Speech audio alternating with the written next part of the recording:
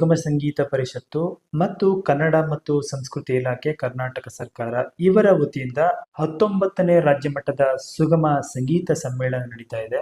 ಇದನ್ನ ಗೀತೋತ್ಸವ 2025 ಅಂತೇಳಿ ಇಲ್ಲಿ ಮೈಸೂರಿನ ಕಲಾಮಂದಿರದಲ್ಲಿ 2ನೇ ತಾರೀಕು ಮತ್ತೆ 3ನೇ ತಾರೀಕು ಅಂದ್ರೆ ಶನಿವಾರ ಮತ್ತು ಭಾನುವಾರ ಬೆಳಿಗ್ಗೆ 10 ಗಂಟೆಯಿಂದ ರಾತ್ರಿ 10 ಗಂಟೆಯವರೆಗೆ ಈ ಗೀತೋತ್ಸವ ಕಾರ್ಯಕ್ರಮ ನಡೀತಾ ಇದೆ. ತುಂಬಾ ಚೆನ್ನಾಗಿದೆ ಸ್ನೇಹಿತರೆ, ನಾನು ಕೂಡ ಹೋಗಿದ್ದೆ. ವಿವಿಧ ಕಲಾವಿದರುಗಳು ಇಲ್ಲಿ ಈ ಸುಗಮ ಸಂಗೀತಕ್ಕೆ ಸಂಬಂಧಪಟ್ಟಂತೆ ಯಾರೆಲ್ಲ ಪ್ರಸಿದ್ಧ ಗಾಯಕರಿದಾರಲ್ಲ ಅವರು ಈ ಒಂದು ಕಾರ್ಯಕ್ರಮದಲ್ಲಿ ಪಾಲ್ಗೊಂಡು ಬೆಳಿಗ್ಗೆ 10 ಗಂಟೆಯಿಂದ ರಾತ್ರಿ 10 ಗಂಟೆವರೆಗೂ ಈ ಗೀತ ಗಾಯನ ಕಾರ್ಯಕ್ರಮ ನಡೀತಾ ಇದೆ.